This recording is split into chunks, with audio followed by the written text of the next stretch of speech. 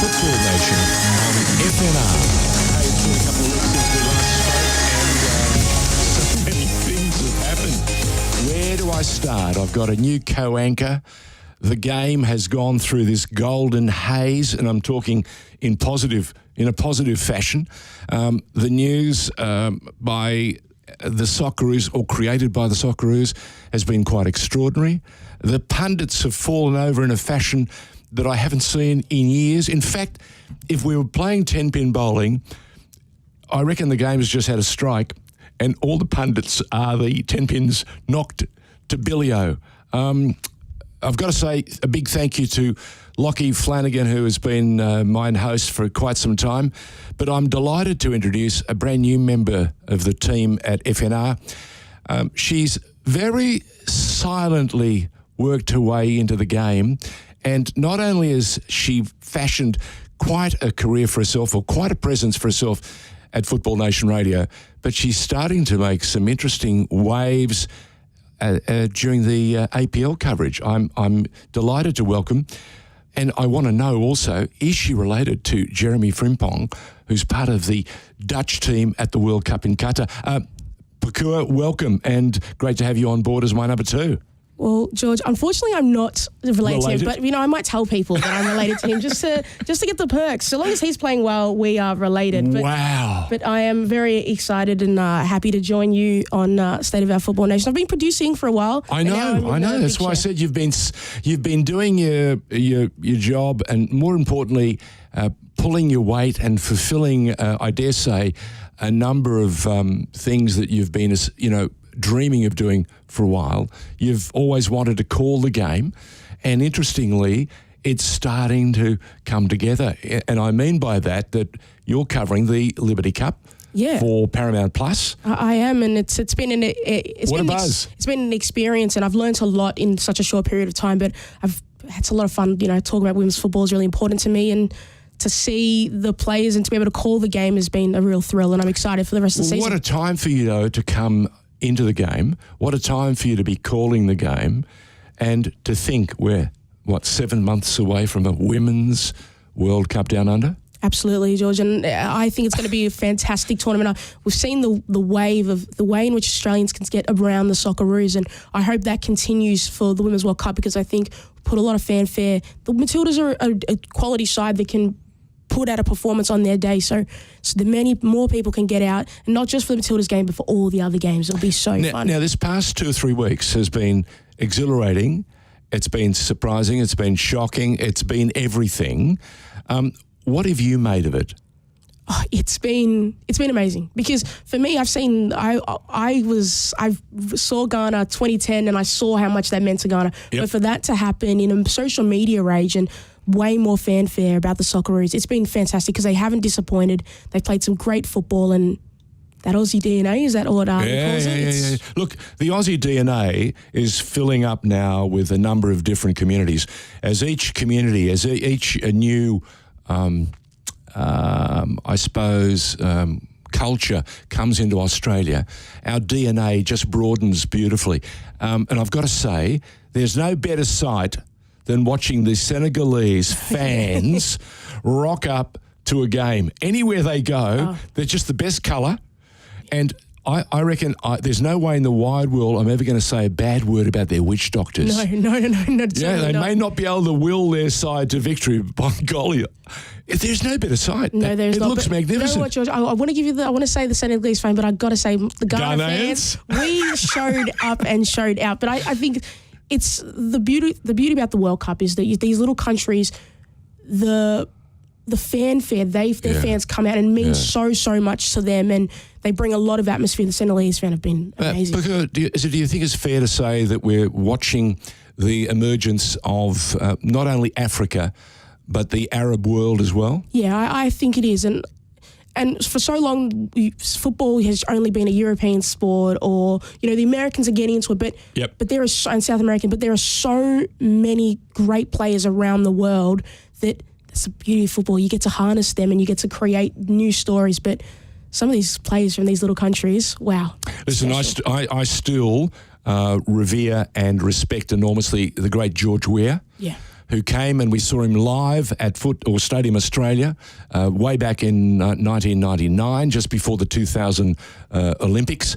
There was a FIFA Select 11 that played the Socceroos, and it was quite something to behold. And he, of course, just a superstar. And it's proceeded over the years to produce, with every generation, another sparkling diamond. Yeah. And we've seen a few. We really have. And what have we learnt? We've learnt that they're super fast. They can leap higher than even Superman on a given day.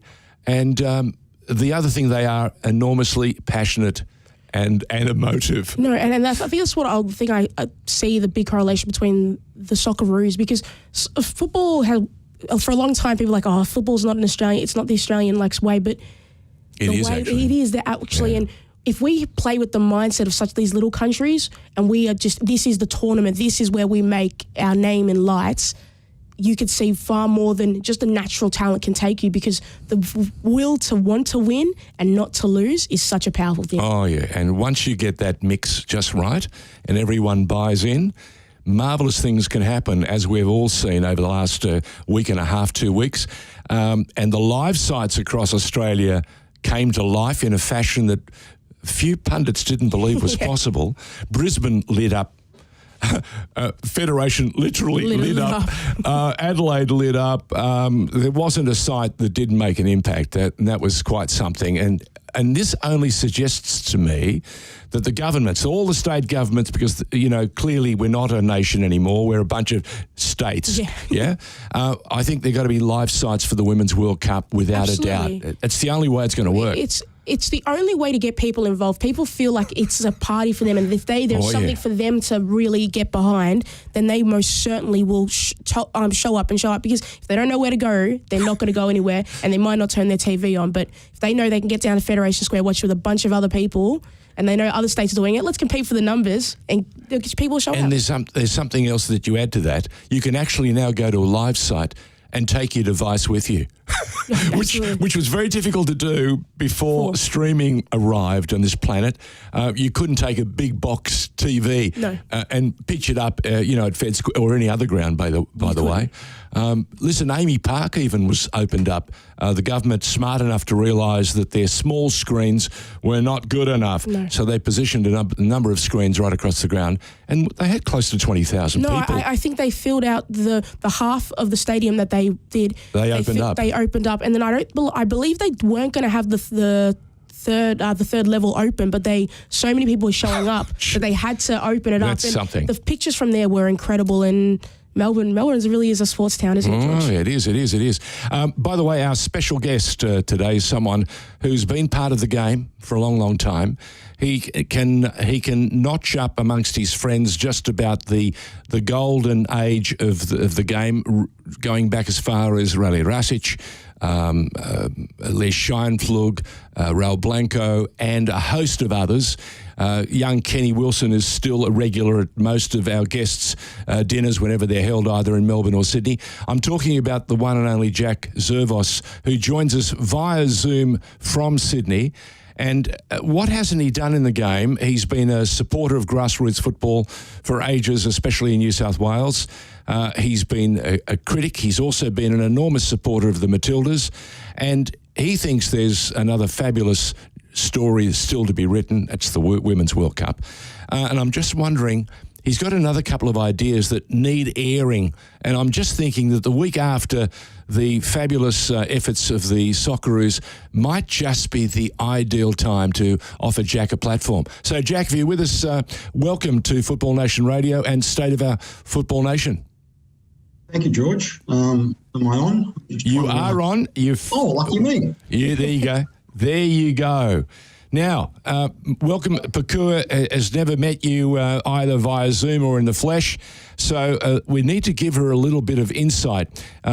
You've been a long-time lover of the game, a supporter of the game at a number of different levels, and you also know some of the shortcomings that the game needs to embrace, not dwell on, but embrace and really challenge and win them over. Where would you like to see Football Australia start with this, I suppose, not review, but refresh? Look, I think if we're going to move forward, we need to learn from history to begin with, George. Yep. We were in this position in '74. We finished in the top 16 teams in the world under Raleigh Rassich and Lee Scheinfeld.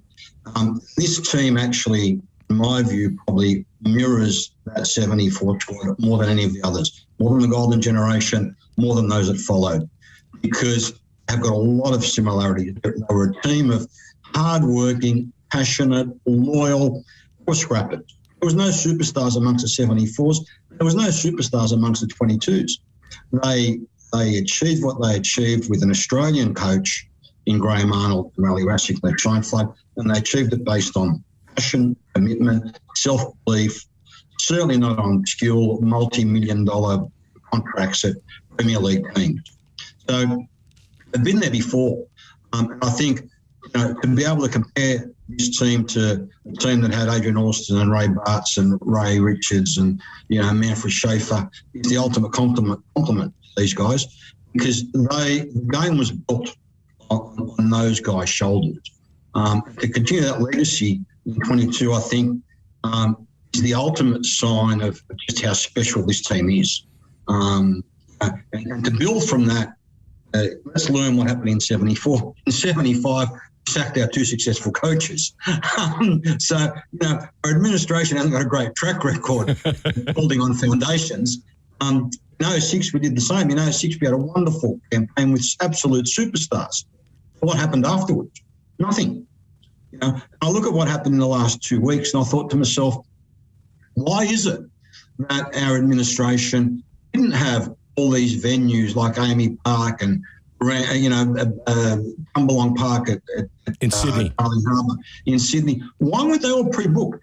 Why didn't our administration have? Jack, I have an answer. I have an answer for you.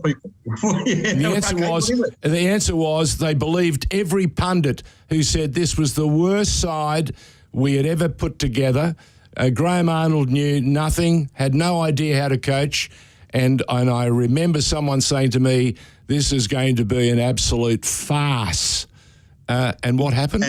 And you also know what my position has been on that team and on that coach for the last 3 years. Actually, you should remind a lot of people that some of the sacrifices, in the flesh here, right this now, just remind us all how wonderful Graham Arnold was when he did a special broadcast for us live after coming back from from actually qualifying.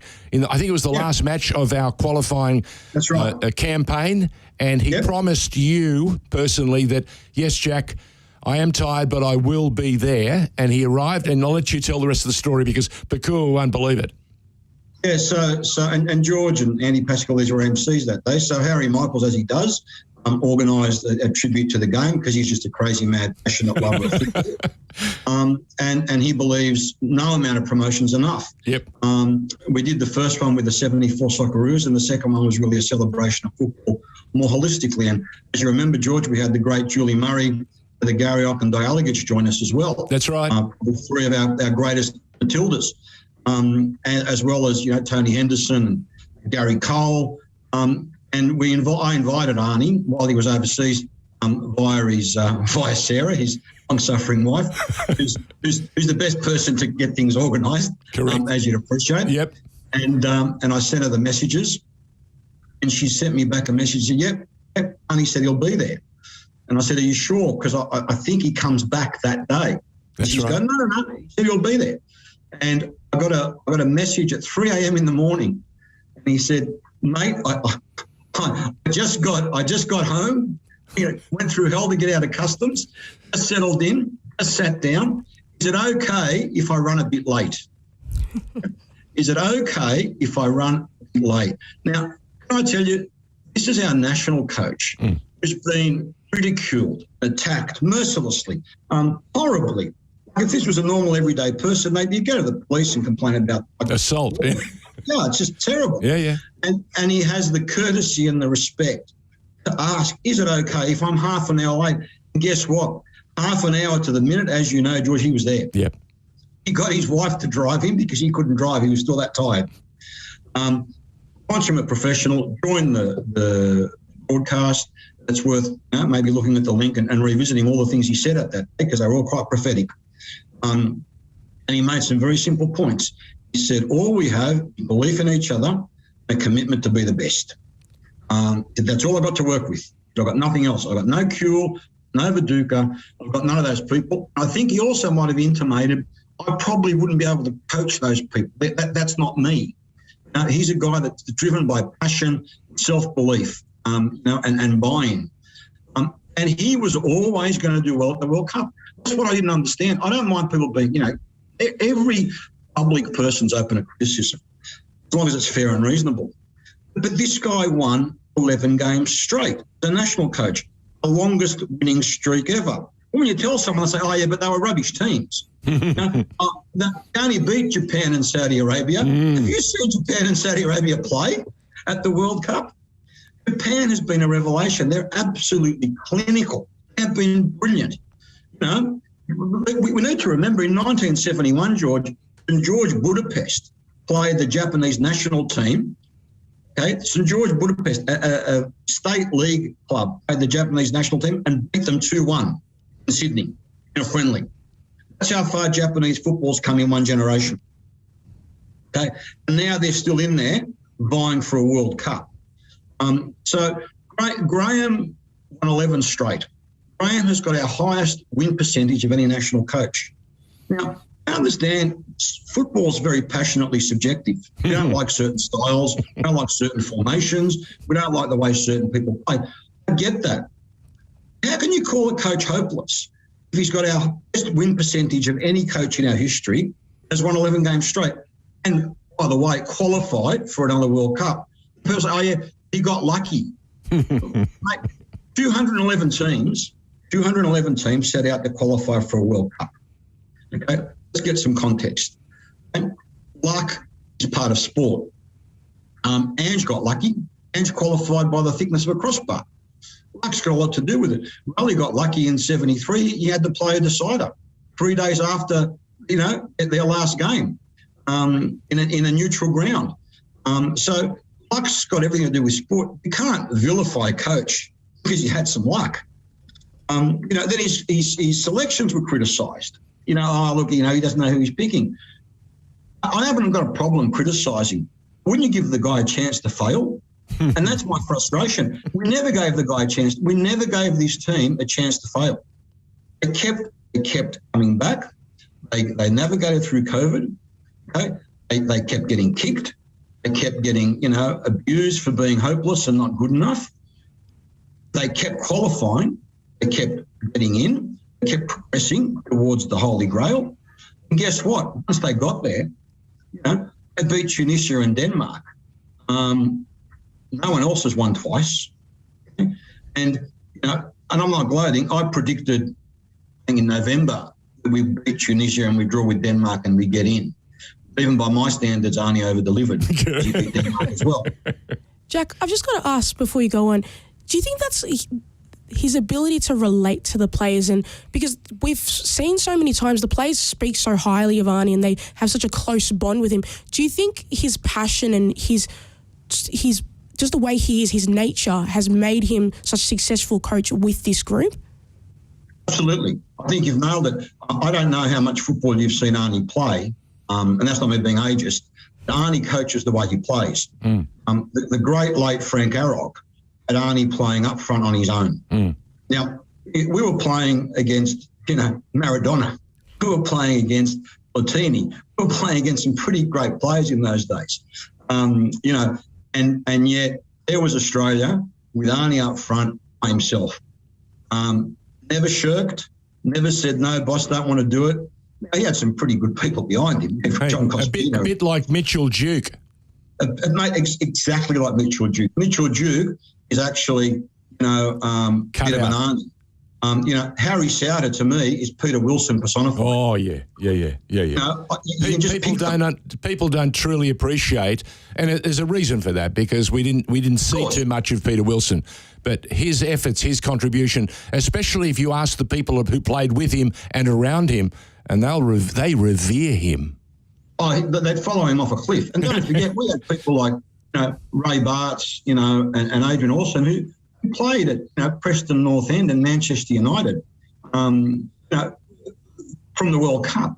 And that's how good these people were. Pele took off his jersey and gave it to Ray Richards in 72 after Santos played the Australian Socceroos in a friendly. But people need to remember, in 1970, they won the World Cup. 6 of that Santos team were in the World Cup team that won in 1970 for Brazil. In 72, we're playing them in a friendly. We lose 2-1. And Pele takes off his jersey, searches out Ray Richards, turns around and says, I don't know who you are, but geez, you played well today. Think about it. That's for Pokuah and others of her generation. It really is an eye-opener, isn't it? Oh, let's not talk about Maradona and Paul Wade.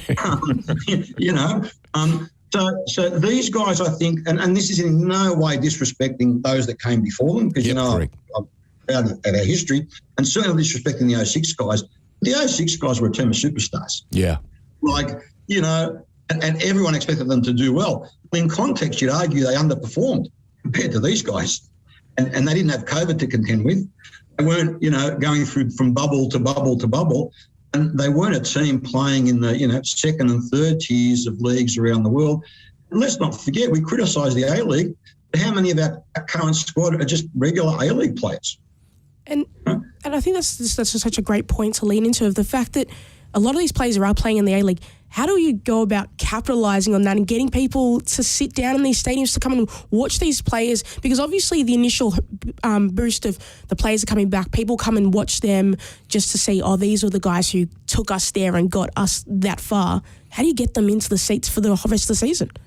You got to keep telling the story. You got to keep telling the story. Yeah. We're not very good at remembering our history, and I mean, as I said, I'm not ageist, but there are things that I've just shared that you probably never heard of. Yeah, absolutely. If no Australian sports fan, not football fan, if no Australian sports fan has seen Jimmy Mackay's goal to get us into the World Cup in 74, then to me that's compulsory viewing. Yep. Every school in the country, because it's like Australia 2 winning the America's Cup. To your point about the A-League, look, sport is theatre, okay? And I don't believe, no matter how well the A-League teams are playing, we give enough theatre to the customer, the punter, the fan, to compel them to come. And George touched on the fact that, certainly as a fan, I've got ideas. I look back when I could go to the football and watch the National Youth League play the curtain raiser to the National Soccer League. Correct. And I could see a 15-year-old Peter Raskopoulos playing for Sydney Olympic. The next generation. Yep. And 2 hours later, Tommy Docherty called him into, or whoever the coach was at Olympic, called him into the first grade team. So we had 15 and 16-year-olds, proliferation of them, going from the National Youth League to the National Soccer League. We don't have that anymore. No. We've lost that feeder tier. No other sport has lost it. And let me go back a bit. And it's not just the feeder, Jack. You touched on something else. It was the theatre. We actually saw them in their formative stages, and you got it, and you ran. It happened in rugby league. It used to happen, I suppose, in the AFL as well. You'd watch the third grade, you'd watch the reserve grade, and you saw what was building within your club, or which players your club could raid. That doesn't appear today. We don't get that opportunity because they tell us we can't wear the grass out. but let's understand the other thing. Okay, 211 countries went to the World Cup this year. Yep. For the last 4 years, 211 went on the journey. 210 have football as their only team sport in winter. Yeah. 210 of the 211. And you talk about the UK maybe has a bit of rugby league and a bit of rugby union, and South Africa. But the reality is, let's say 200 of them only play football. Okay, and they play it 3 times a week. They played at school. They played on the weekend, and they played in their youth league. By the time they get to 13 or 14, all these kids are playing 3 games of football a week. That's 60 matches a season. We're playing 20. And you wonder why they're 3 times better than us. They play 3 times more football. So we've lost the National League. We've got the A-League on its own. And we, for some reason, for a sport that's so hell-bent on embracing the women's league, the male league, and equality, and all the rest of it, which is we've done brilliantly. I don't understand why WNPL, a youth league, and the A-League all don't play on one day. Because I could take my grandkids and my family to the football at 1 o'clock for an afternoon of football. That's right. And I could watch the youth. That's the theatre. That's the theatre you speak of. Absolutely. Absolutely. And I could watch the men's. And you know what I'd love? Every now and then, maybe once a quarter, let's do a mixed game. Let's have a mixed competition of our best women's National League players and our best A-League players. That's a very interesting concept. I can remember doing a charity fundraiser many years ago in Sydney where it was a celebrity select media team against the then Opals and the Diamonds. And we played half a game of basketball, half a game of netball. And guess what? The boys got wiped on both halves by the smoothness, by the professionalism, by the quality and genius of those female stars who we thought, oh, yeah, they're all right, until you actually take the court against them and they bump you off the ball, they outreach you, they outmaneuver you, and you go, what's going on? And what we were watching was the emergence of women's sport in a really meaningful way. But again, to that point, George, I put Lisa Devana at 38 in front of any A-League goalkeeper in the country. Yep. I'd love to see that contest. I'd pay extra to see that contest. You talk about watching the emergence of women's sport in the country. Yep. Our original Matildas went to the Asian Cup in 1975. And they still haven't been acknowledged. And they haven't been acknowledged. You know, you talk about, it was interesting in the introduction, we talked about the wonderful Women's World Cup and how great it's going to be for football. I'm not sure if you realise, in 1975, 16 Australian women went to the Asian Cup, in Malaysia. They paid their own way. They raised money by washing cars and going on a walkathon from St George, from Beakhurst to Cronulla Beach. Correct. Okay? Yep. They were given Australian jerseys, green and gold Australian jerseys, because our then national coach, Raleigh Rassick, went to Sir Arthur George and asked for them. Raleigh then went out to the great late Alex Pongrass, the chairman of St George, and asked for $2,000 to help fund the trip. These 16 Matildas, including our first Indigenous Matilda, finished third amongst 6 Asian nations. Not bad, is it? Football Australia today continues to refuse to acknowledge them and been capped and been acknowledged as our first Matildas, and yet they wore the green and gold, or jerseys given by the Australian Soccer Federation, and they represented their country with pride. The other 5 countries have all been recognised as full internationals. Well, there's something we have to drive and make happen. It certainly isn't. But like something, Jack, you're speaking of that I personally, every time I look at the A-League and the Liberty A-League, I think about so clearly is the theatre, and as you've spoken about, because all these, when I think about the American sports that I love, they're great sports and it's fun, but I could watch them anywhere else. I could watch people play basketball anywhere. But the theatre that is before the game and after the game and all the talk shows and all the people, the fascination with it and the characters they create through these players, I feel like we lack that so much in Australian football. We don't know these players. They're just names on the back of a jersey. We don't advertise them enough. We don't speak about them enough. I feel like that's such a gap that we're missing into drawing. It's up to you to change it. Yeah. It's up to you to change it. I'm just getting fans. No, but absolutely. But you're spot on. But let's understand, I mean, at the height of the NSL, we had Scanlon's football cards. The kids can go and buy a packet of football cards for their favourite team. Well, football cards are in, by the way. They are very much in. Well, have we got them covering the Liberty Women's League yet? No, I don't think so. But let's make it happen. Let's make it happen. And speaking of making things happen, what you don't know, Pokuah, is that Jack's got something else that he's been building for a couple of years, to say the least. He's had Raleigh not only in his ear but by his side. Jack, what have you building? And Arnie mentioned it the other day. He said at his official last press conference he wanted a home for football. Absolutely, George. Again, we're in a small market, 26 million people. Let's be commercial for a minute. And we've got 4 competing national team sports codes. Okay, I would argue, and this is personally quite subjective, we're probably the worst at engaging with government at all levels. Okay? I think we suffer from a sense of entitlement. The largest global sport, got the highest participation in the country. I've been doing that for 50 years. So what? Everyone starts playing at 15 because it's too expensive. There's no pathways. We expect government to come to us. The average AFL, rugby league and rugby union codes in this country get about between $1,200 and $1,500 per person of government funding from all levels of government. Per person. Per participant. We get $64, about $1,250. Okay? That's the reality. That See how it breaks down? That needs to be driven by our leadership. And you know why it breaks down to 64? Because we're victims of our own success. We've got so many playing at a junior level that the amount of money they give us doesn't just go far enough. So we might look like we're getting money on paper because their participation levels are so high. You break it down to per participant. AFL's getting $1,250 in Victoria or $1,400. We're getting 65. So that's not sustainable, is what Jack is saying. If you're going to go forward. But to the earlier point we made about theatre, football has always been a poor man's sport. And in this country, it's become a wealthy man's sport. Football was the way that Africans and South Americans got out of the slums. Yep. And they did it by playing lots of football with no money. Here we play not enough football for too much money. So, and to the point about theatre, before we go into the question that you asked, George, it's really important to understand we've trained theatre, we've coached theatre out of our game in this country. Yeah. We don't recognise individuals.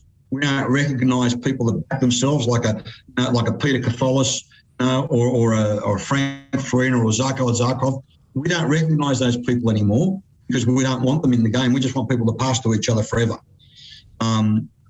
We certainly wouldn't recognise a Graham Arnold in today's game. To go out there on his own up front and just knock people over and score goals. So there's a combination of things. You can't just point fingers. That's the problem. In any kind of challenging times, it's more than one issue. Because if it was one issue, you could fix it really easily. This is like a damn wall. The minute you fix one leak, there's 4 others that you've got to worry about. And the reason we're focused on a home of football is because we don't need to compete with other codes, but we need to learn from their successes and we need to respect their successes. What the other codes do really well is they recognise their history. And they do it in a very united way. There's no old rugby league and new rugby league. There's no old AFL and new AFL. Just AFL, just rugby league. And they recognise their heroes and they have homes for them. Yeah. And the fans, are worshippers because they've got a shrine to go to. Whether it's the local leagues club, which football doesn't have, unfortunately. Whereas every rugby league team has a leagues club with photos of their heroes going back 100 years. And the trophies. But let's also understand that we've got, since 75, we've got 45, 50 years of women's football isn't celebrated anywhere. This isn't just the Matildas for the last 10 years. The core of the 75 Matildas went 11 seasons undefeated. Core of the women's football Matildas in 75 played at St. George Budapest, started at Prague and went to Marconi.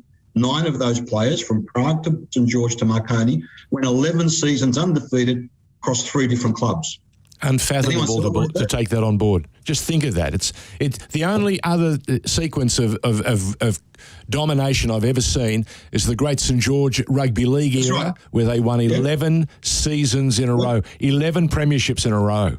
Yeah. You know what? You know how they beat St. George eventually? They changed the game. The rules. Yeah. Changed the rule to beat St. George, one club. Yep. and yet, coincidentally, that same St. George club was the nucleus for our first elite women's football team. Yep. 75. AFL and rugby league started 5 years ago. I mean, most of the AFL and women's rugby league players, their mothers weren't even born when the 75 girls were playing.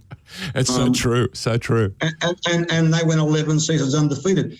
Any of the young, current football-loving girls in this country that love the Matildas, they've been told about that history. They appreciate that history. That would make even more girls proud to be part of the sport. So how do we go forward, Jack? What can we do to grab Graham Arnold's quest or question or quest and make it happen? And by the way, for those of you who've just joined us on FNR and you're listening to State of Our Football Nation, Pokuah Frimpong is my new co-anchor, and our special guest is businessman and football and actually sports tragic, Jack Zervos. And Jack's been a long-time lover of the game, but he's also been a supporter of grassroots football. And he certainly knows and reveres and loves the game, but he's not afraid to also be a critic of the game. And I'm doing this on purpose today in the week right after the arrival of our Socceroos from what has been an extraordinary campaign at Qatar, another maligned World Cup for other reasons, and some of those reasons are legitimate, and we wish that nation and the challenges ahead all the very best, because the people who toiled in the desert for the last 15 years to build those magnificent stadiums that cost, as we've found out, Jack, $316 billion is quite something. But again, we remember and we're watching one of the most exciting World Cups, bar none. Absolutely, bar none. Extraordinary. Yep. Extraordinary. When you look at countries like, look at Germany, who won 4 World Cups, Denmark, Uruguay, 2 World Cups, and they've gone home. Yeah, they got bundled out. It absolutely extraordinary. So, to our point about where do we go from here, look, football needs a home. We don't have one.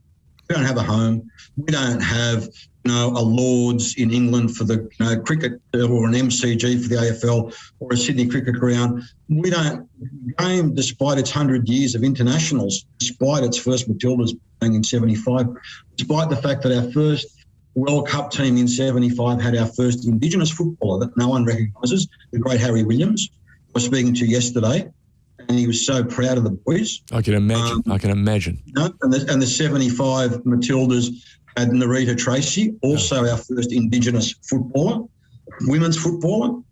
History not known. And the history has to be known. Yeah, Trixie will tell you that her teammates mean the world to her, and for them to be acknowledged would mean even more. Absolutely, and do our young women today know that Trixie Tagg was not only our first woman, but our first Australian woman Matildas coach in 1982. Yeah. We make it sound like the Matildas sort of just appeared in the last 10 years. So there's this school teacher from suburban Sydney who played in 75 for her country, hasn't been recognised, coached the country in 82, okay, has been acknowledged as the coach, hasn't been acknowledged as a player that went to an Asian Cup and finished third. Wow. So these stories need to be told. And if you look at the politics of every sport, not just football, the reason history isn't changed and is maintained and built on in AFL and League is because history lives. People can go and visit the history. They can touch it and feel it. When the history is hidden in people's memories, in people's closets, in people's pool rooms, it's very easy to rewrite history because it's not known. When it's not known, people just accept what they're told this week. Yeah. But we need to have our home for our history. But in doing so, we also need to support the pillars that this history was built on. Because, and I won't name names, but there's countless players who have worn the green and gold. It was in the days before the PFA. It was in the days before player contracts. Yes. It was the days before insurance and superannuation. And they've died in nursing homes. No one from Football Australia has gone to visit them. They haven't even sent flowers. Okay, there are Socceroos currently who represented our country with distinction who have had mental health issues. No one sent them a bunch of flowers. No one's rung them from Football Australia and said, I hear you're having a tough time. Would you like to come to one of the games? Would you like us to take you to a local school so maybe you can run a few coaching clinics?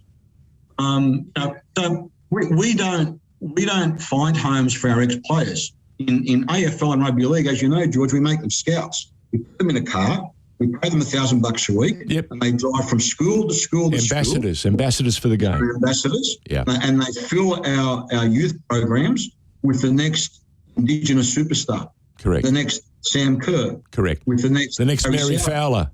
the next Mary Fowler. Yeah, So, yeah. you know, we So are we close to something physical, Jack?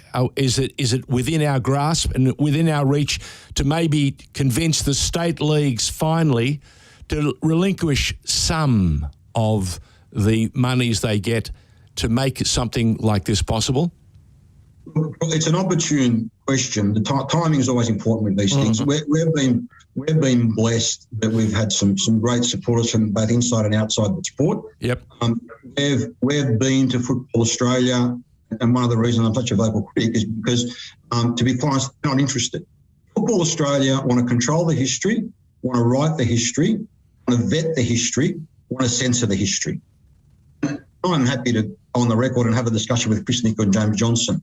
Both block me on social media because it's the only sport in Australia that's just so fragile that they won't take criticism.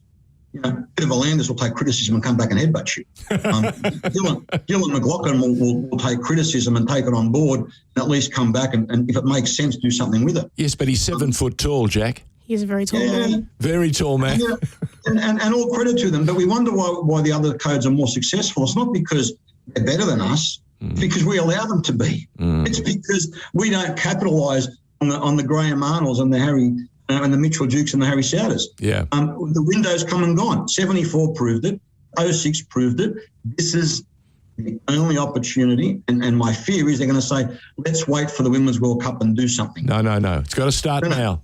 Pokuah will jump on there and tell you that 100%. My fear is that the Women's World Cup in and of itself will do something, much like a World Cup will do something, but the importance of actually doing something with that is so crucial. You have to put in the systems in place to make sure it is successful well beyond that tournament, because you will get that initial burst. People will come, people will support, but will they stay after? Yeah. And have you done enough work to ensure that they care stay about these players? Because I hear a lot of times we talk about the Matildas players, but we only talk about the real big Sam Kerrs, the Ellie Carpenters, but what about these other players that are playing in the Liberty A-League that you can go and watch week in, week out? Each week, yeah. Because if you're not putting those things in place, they will come for that tournament, but after they will not be there. So I think it's really important that the people in charge do the right things to ensure this is successful for Australia in the long term. So what you're saying is mercircumventing and marketing has got to be key. Marketing has to be key. And Jack will tell you that's the one area or two areas that we've been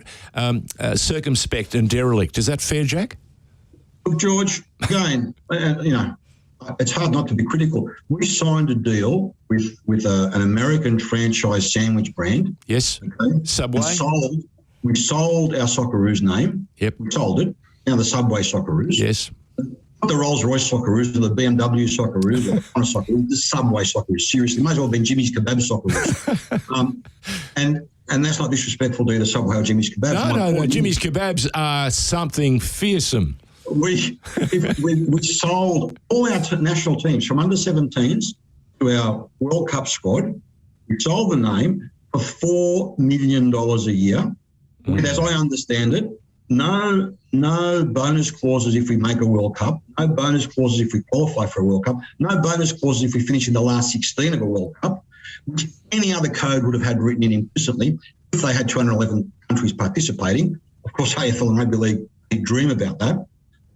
So we've now played, that brand has played in front of 1.7 billion people for $4 million a year.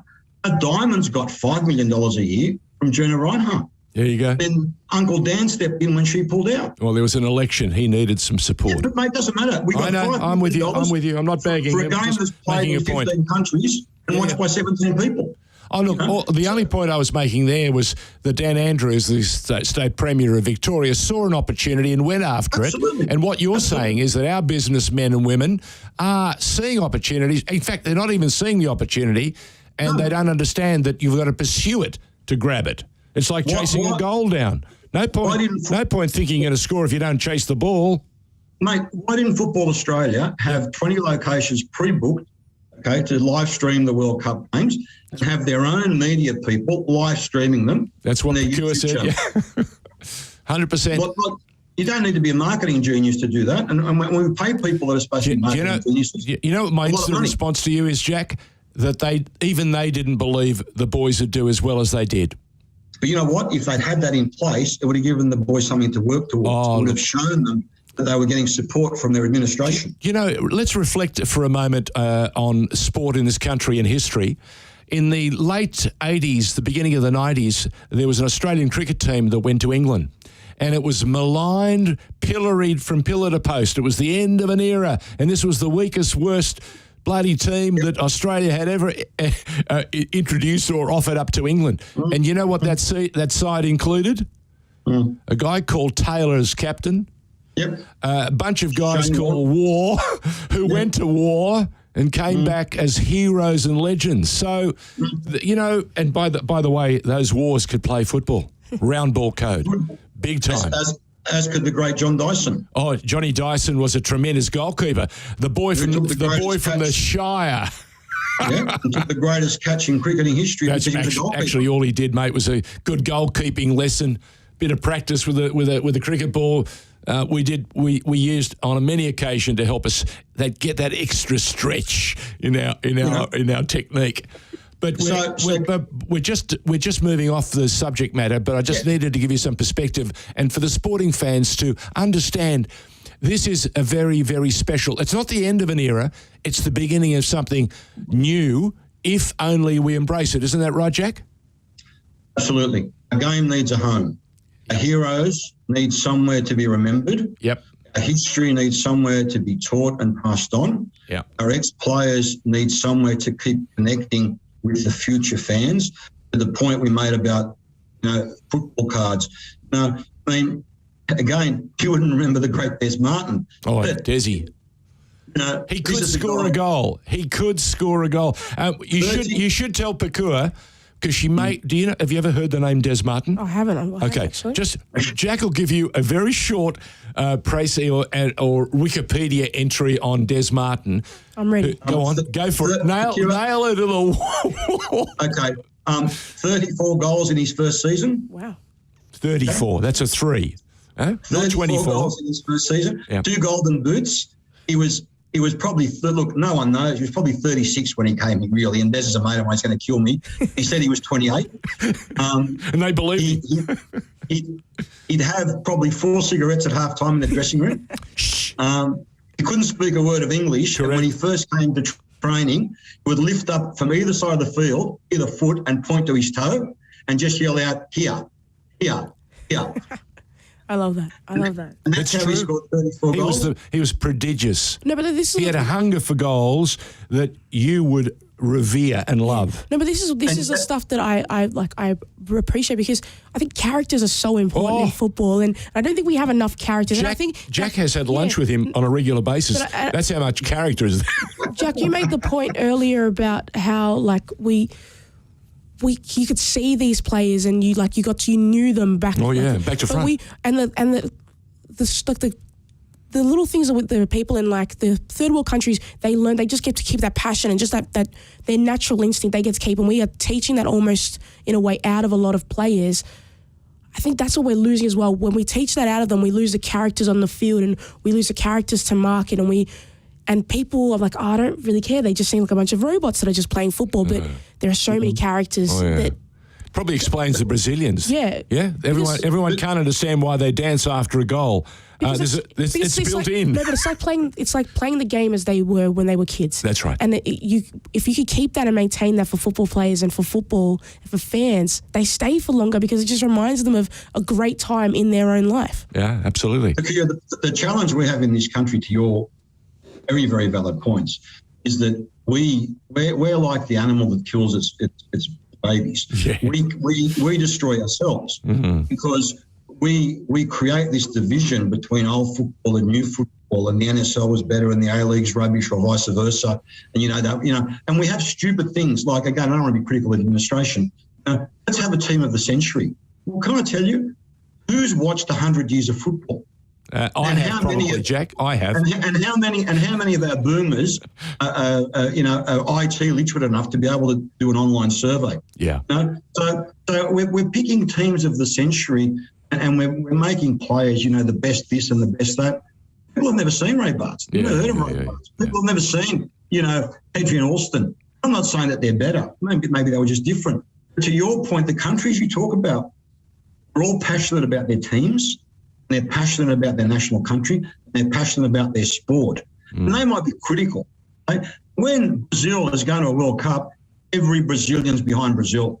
When Croatia's going to a World Cup, every Croatian's behind Croatia. 4 million of them. 4 million of them. Australia goes to a World Cup and people want to argue that we don't deserve to be there. Yeah. We're hopeless. See? So we've got some fundamental issues around our attitudes. And maybe that's because we compete with 3 other sports. Maybe that's because it's not the focal point, the be all and end all, and everyone's got a favourite Aussie rules team or a favourite rugby league team, as well as a favourite football team. And when they lost their favourite football team because of changes to the NSL and the A-League, now we're left with their favourite AFL team. And that's become their focus. So it's easy to disregard now, Melbourne City or Melbourne Victory because they were South Melbourne fans. And Collingwood's been continuous for them, or Carlton's been continuous for them. Yeah. I get that. Our leadership needs to get that. Our leadership needs to embrace the change. Our leadership needs to unite the game. Not Graham Arnold and the Socceroos. Okay? They've done their job. Yep. They've done it despite the problems in the game. Correct. To their credit. Yeah. They're absolute heroes. Yeah. And that's why, yes, call it a museum, call it a home of football, call it a shrine, call it the G, AFL, or the SCG to cricket. But they've got this 100-year-old history of Socceroos. Are we close to getting it?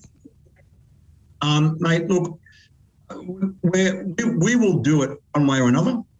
We owe it to the Les Shine Plugs and the Rally Rassics. Pokuah, that means Jack's going to do it despite the game, in other words. We tried to do it with Football Australia. They weren't interested. Not sure if you're aware, George, but just last 2 weeks ago there was an AGM. Yes. And there's been some changes to the board. Yeah, new members have arrived. Yes, I've seen that.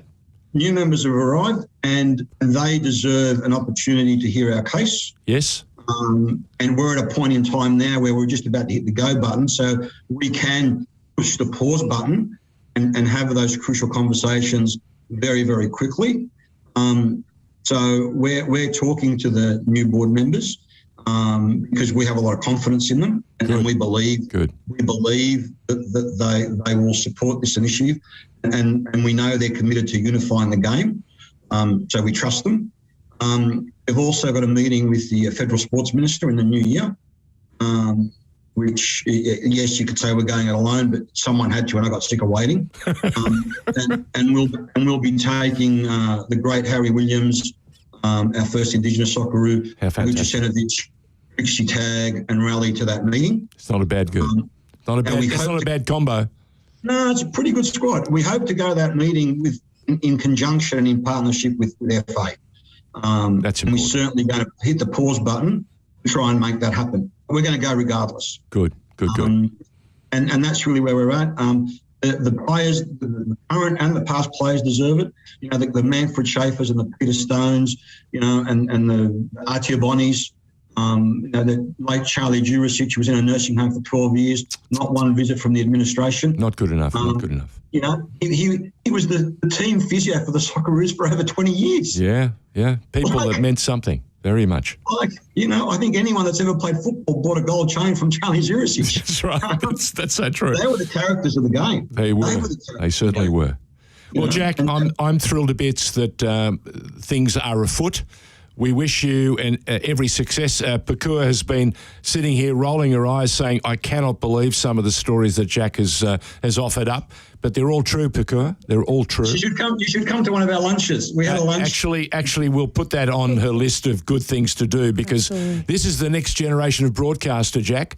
And it's not up to me. It's up to Pokuah and her generation to take the game by the scruff of the neck and to showcase it in the best possible light in a new way. They say we speak your language. Well, I want her to use all her mastery and all her craft and love of the game, which she has oodles of.